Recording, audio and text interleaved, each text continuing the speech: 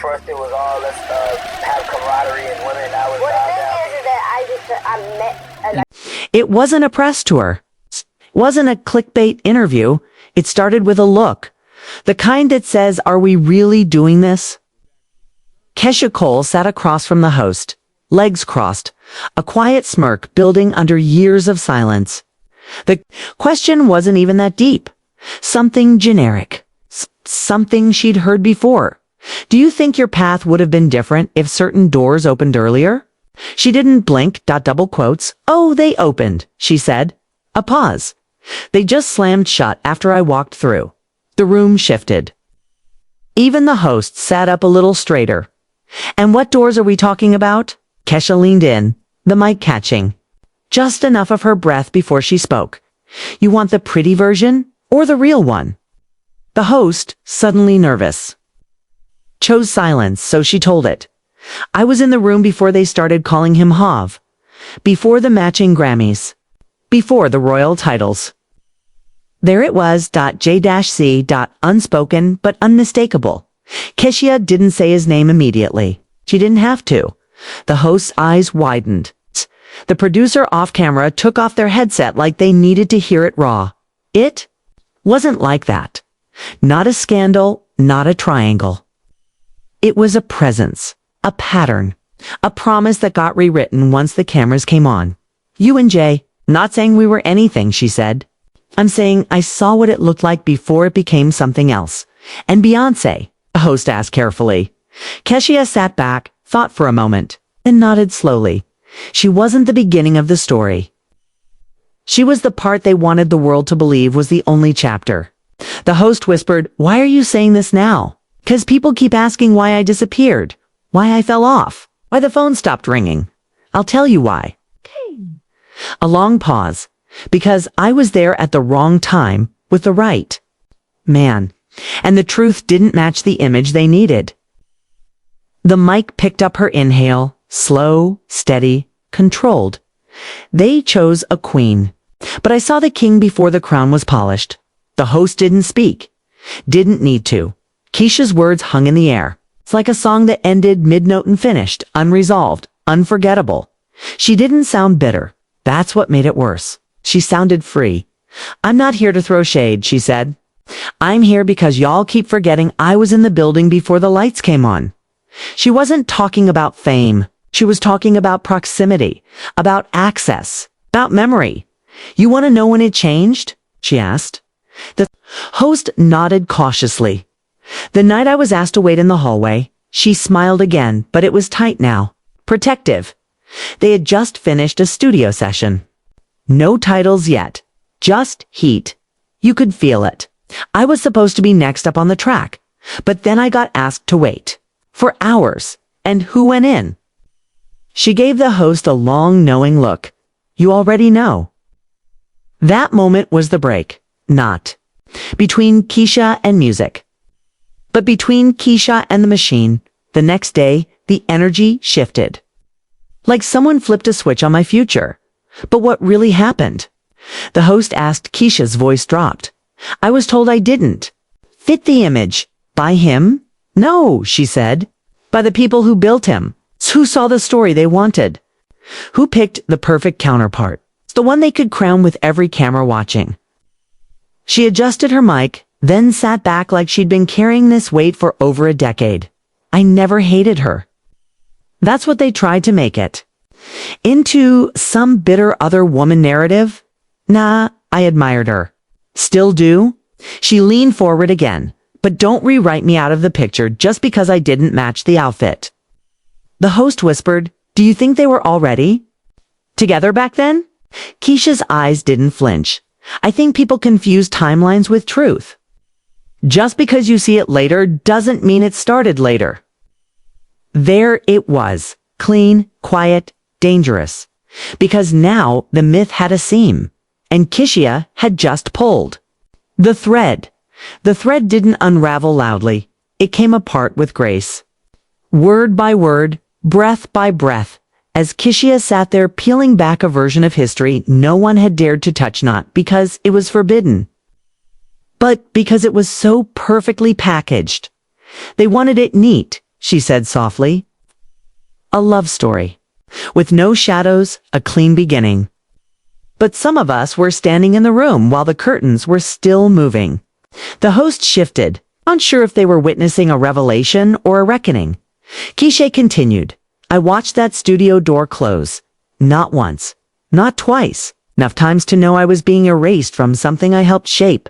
Quietly. She didn't raise her voice. She didn't need to. See, it wasn't just about music, she said.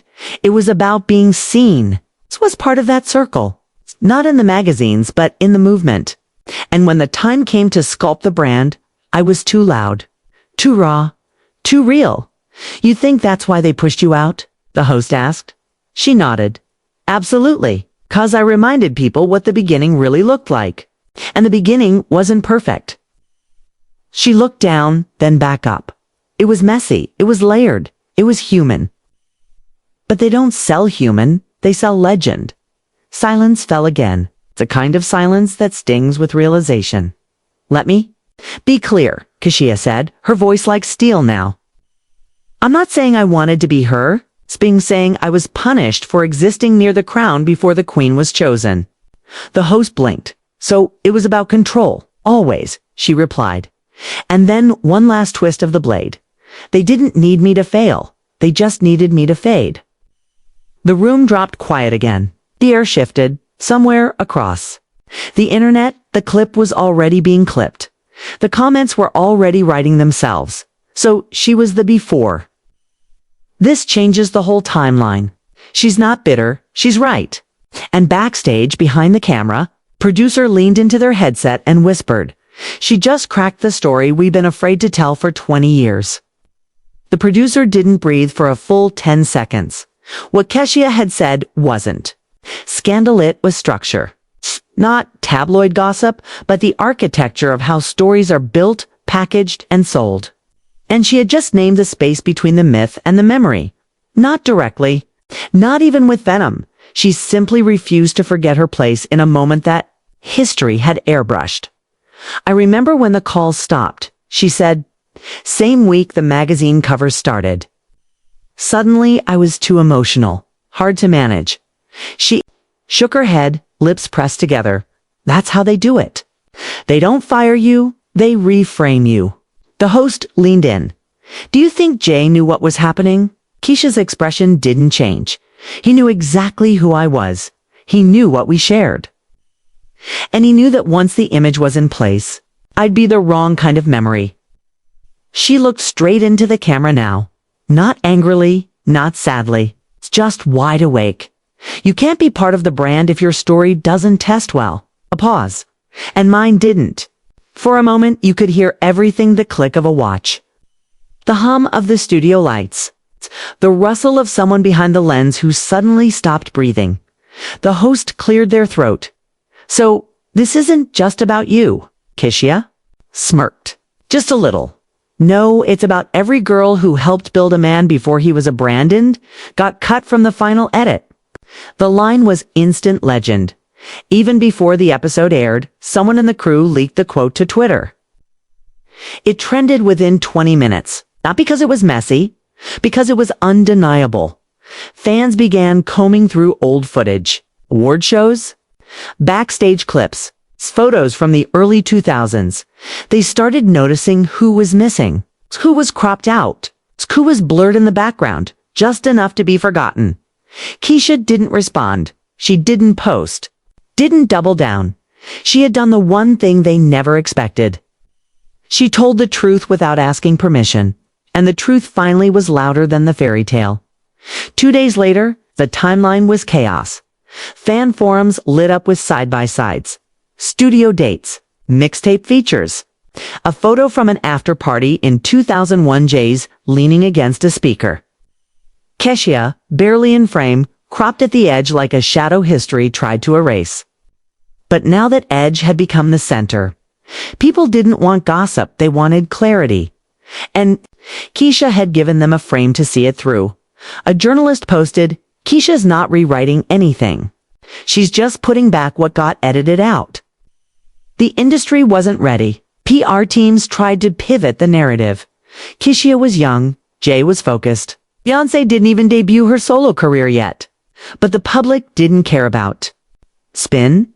They cared about the pause in Keyshia's voice when she said, "I was told I was too real to be safe." They remembered that feeling, and for the first time in years, her voice was louder than her absence. Behind the scenes, calls were being made, soft inquiries. People who hadn't reached out in over a decade now suddenly wanted to reconnect. A podcast sent her a direct message. A fashion brand sent flowers. But she wasn't answering, not out of bitterness, out of peace. She'd already spoken. She knew what came next wasn't hers to control. The Echo would handle that. The host of the interview posted a single sentence. Later that night, we didn't expect her to change history. Stott. She just reminded everyone that history has witnesses. And sometimes the witnesses don't forget. In Los Angeles, executive quietly pulled a shelved Keyshia Cole biopic. Project from the archive. In New York, a record label ran her name through their analytics dashboard. Interest was spiking again.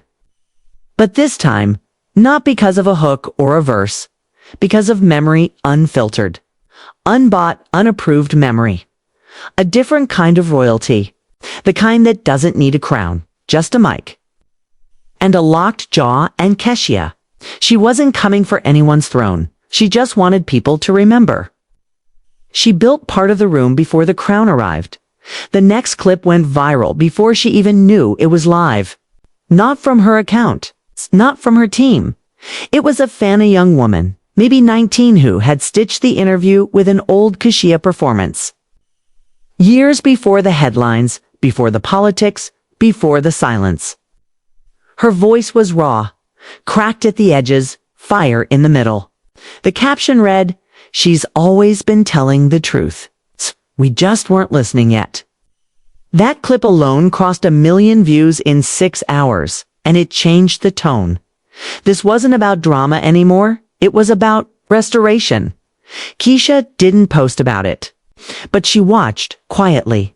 She saw the reaction, the duets, the flood of comments from fans and strangers alike.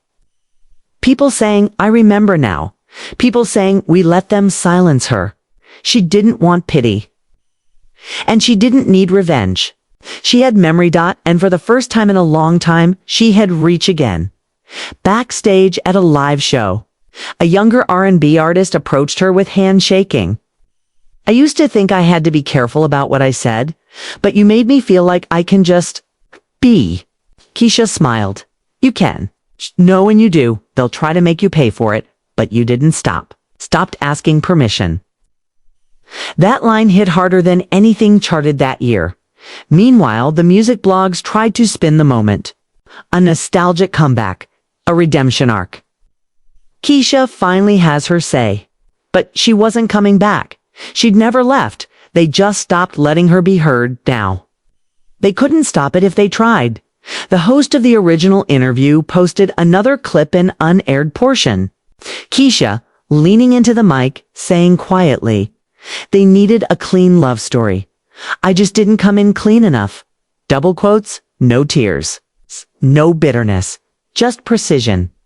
And somewhere across the country, in a high-rise office where branding is religion and truth is a liability, a voice on a speakerphone asked, "Do we need to issue a response?" A pause. Then she didn't accuse anyone. She just remembered out loud. And that finally was the problem, ChatGPT said. The problem wasn't what she said. It was that she said it with clarity. No rage. No scandal chasing. No breakdown. Just memory, calmly retrieved and laid bare under the weight of her own name. And when memory is delivered like that, with grace, with poise, without fire, it can't be dismissed as bitterness. It becomes evidence, the kind no lawyer can. Cross-examine Keyshia Cole had unintentionally become the heartbeat of a conversation. The industry thought it had outgrown, but she wasn't speaking to the industry. She was speaking to the women who had been told to step aside. To the ones replaced by PR strategy. To the ones written out of their own stories before they even hit their second act. Now, her name wasn't just trending. It was echoing. And Beyoncé, she didn't respond. Course not. She didn't have to. Because Keyshia wasn't throwing stones at her throne. She was lifting the curtain on how the floor was swept before the coronation began. One tweet went viral that week. She didn't tell a secret. She told the part you skipped. In the days that followed, a wave of female artists began speaking in code. Lines dropped in freestyles, interview nods, Instagram captions with no tags, just intent. They were saying it without saying it. We know what happened. We watched it to dot, and for the first time, people were listening.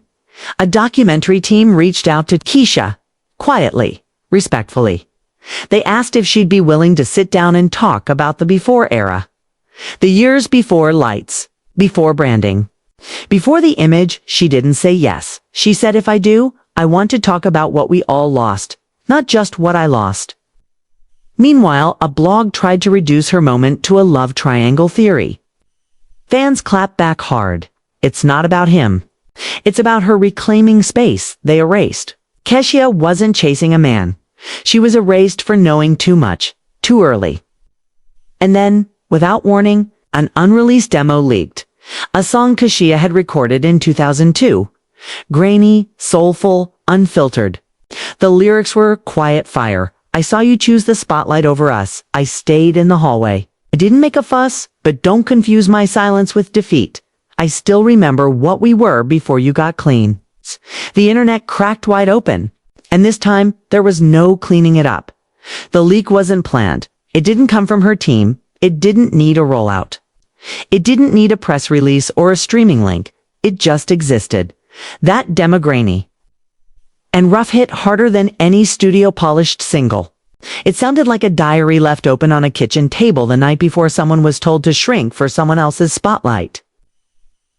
No auto-tune, no layers. Just Keyshia, a beat, and truth you couldn't EQ into safety. The lyrics were studied line by line. People dissected it like scripture.